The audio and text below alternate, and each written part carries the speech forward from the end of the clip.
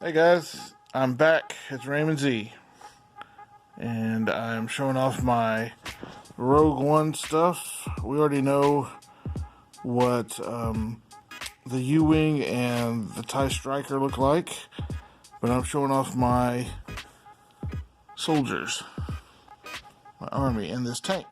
I got this really cool tank. This tank used to be like $100 at Holocron and everywhere else it was, but Amazon had it marked down to 25. They had a sale or something, and so I jumped on and got one, and Ian got one for his brother, but his brother doesn't know, so he's not going to watch this video before Christmas, so. But here's all my guys. I have almost everybody from Rogue One, except for Galen Erso and Commander or Captain Cepha. It's the black guy that looks like he belongs on Endor. I got different stormtroopers with different shoulder pads, shoulder insignia. There's my Baze Malbat. He's one of my favorite ones. Let's see. This is Admiral Radish. And remember, he was in charge of the Hammerhead Corvette, I believe. And there's Saul. That's Saul in two tubes. Saul Guerrera.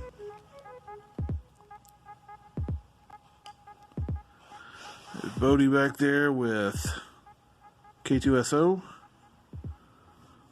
There's, what is that, Captain or Commander Poe? And then these guys up here have different, if you can see, they have different insignias. Or paint jobs, sorry. So one is I'm pretty sure this guy is a squad, no. What is that guy's name? He's a commander. And then this is a squad leader, maybe. And then we got the other Scarif guys right behind him.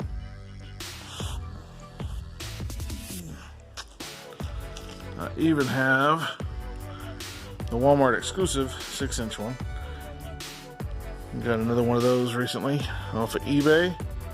One of my favorite places to shop at. This guy was really hard to find because he is the Walmart exclusive, you know. He was really hard to get. And I've got about 4 of them now, so I'm probably good. But you had to have multiples of him because he was a common one. The one that was easier to find was the one with the blue, you know, right there. Blue shoulder pads, because he wasn't an exclusive, you know. So let's see. We've got Commander Krennic, what is it, Olsen, Ian? Ben Mendelsohn. I don't know why I said Olsen, but and I've got a couple of Death Troopers. You see the extra bandoliers on them. Oops, he came off his base. I don't have enough bases. That's what I really need, is to go and buy a bunch more bases. I've actually been waiting to make this video because I've been waiting on bases to come in and I didn't get nearly enough. But here's one of those ground crew guys. It was really cool to see them. We'd never seen anything like that before. And now they had them. And then here is Jen dressed up like a ground crew. That's pretty cool. What else? I'll just move them a little bit. I'm just going to give you panoramics, probably more than you. I mean, you know what a stormtrooper looks like, so I don't need to zoom in on them. But let's look at the tank. So let's move people to the side. And let's look at this really cool tank.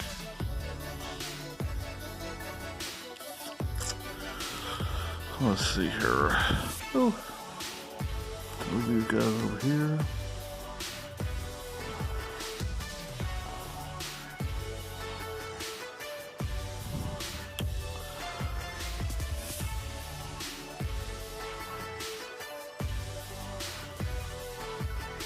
I've got all their guns put somewhere else where I'd have them in their hands, but Ian made a good point that they would just be pointing at the ground anyways because they're not Black Series. I only have a few Black Series guys. Now, this gun up here moves. And these on the side move.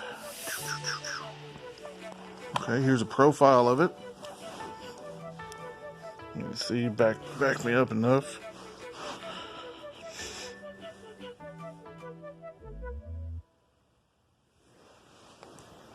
Okay. I'm going to tip it so you can see the treads. It does actually roll. It's got great weathering paint job on it. I love it. Well, in fact, I got me another one. These things come off. These are the things hauling the Kyber crystals. The brightest stars have hearts of Kyber. Who said that? Anybody remember? I think these come out. It was the Chirrut, by the way. Right here. I said it. Alright, so I'm being stupid. Playing with my toys. Yeah, isn't that cool? So here are the little containers. And I don't think they open.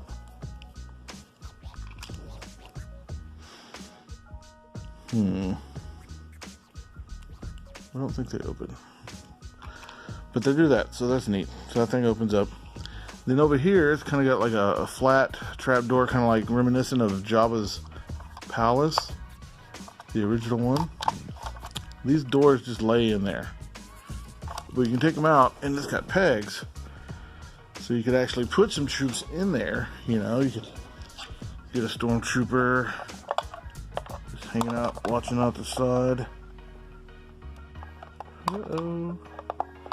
Can make his foot sit on there. There's a TIE fighter pilot for no reason. Oh, I can't make them stick. Anyways, but so you could have them like that. You know, just kind of all in there. If you wanted to display them, you could do them like that. You know.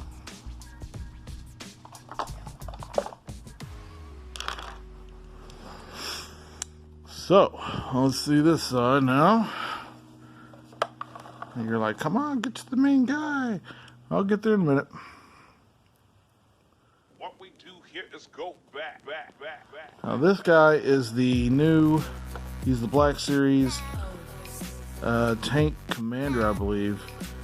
In Australia, the thing's worth like 50, 60 bucks. It's ridiculous. You can buy them here for, 17, maybe 20. I don't know why they're so expensive in Australia. They must not have gotten the series or the shipment or something. Oh, they're gonna shoot up too, if I didn't do that already. Anyway, so this little hatch door comes open. Look at that, it shuts. It's really nice looking. The weathering and the paint job on this thing is really exceptional. Here's the Black Series Death Star Gunner. He's Death Star Gunner. I just put him in there because he looked cool. This little hatch comes up. It doesn't sit. Now, the only complaint I have, well, hang on. Before we get into there, look at this little thing. That comes off. It's like an engine. You can see the engine parts and stuff. That's really cool. Okay, now this comes up. And there we go. There's a pilot in there, or a driver, I guess. And then the gunner guy. Now, my complaint about this is that if you take him out, the chair, I don't know if you can see it well enough, the chair is higher than the other one. See, this guy sits lower down. So that forces you, if you put somebody in this chair, that their head pops out of the little, what do you call this, a viewport? Cockpit? Well, no, it is the cockpit, but I don't know. It sticks out of the hole, you know? So you gotta drive around with your guy with his head sticking out of the hole, you know? That's only fun in certain circumstances. And it's really this steering wheel or whatever moves, but it doesn't move up. So it's really hard. You got to make them sit all bow-legged like that just to make them go in there. So it's a really cool idea, but I don't know why they put that seat up so high. I guess so that you could have somebody driving along with their head sticking out of the tank, which is cool, I guess. But I think I'd rather have them, you know, not doing that, because that doesn't make sense. You wouldn't go into battle with your head sticking out of a tank, you know. So see, I mean, that looks a lot better. And then you can put your main guy, your tank commander, right there. So, but I got this guy. I got both of these guys from Aussie Sci-Fi Collectibles. Jeff Stubbs sent them to me. He was very gracious. He's a good guy. He sent me lots of stuff. He told me something else over here too. I don't remember. Maybe that guy. Maybe. Here's this big sloth guy that I wish we'd seen more of in the movie. He's really cool. I've got one of him in my box for customs. I'm gonna make it to a Jedi. I think they look kind of neat. So, all right. Well, that was my video. This is my wrap sandwich production of the Rogue One tank. And thank you very much for spending some time with me. Stay tuned to the end of the video, and you get to see some cool people. You know, some other names you can look up and see what they're up to. And that's it. Thank you very much. Bye. I'm back. I ended this video, but then this hatch that I had right here, I happened to look at the bottom side. I didn't notice it had all this really cool design and like fans, you know, and maybe respirator stuff or filters, you know, for the guys in the cockpit inside the tank. That's really cool. I didn't know it had that, so I just wanted to show that off. Okay, bye again.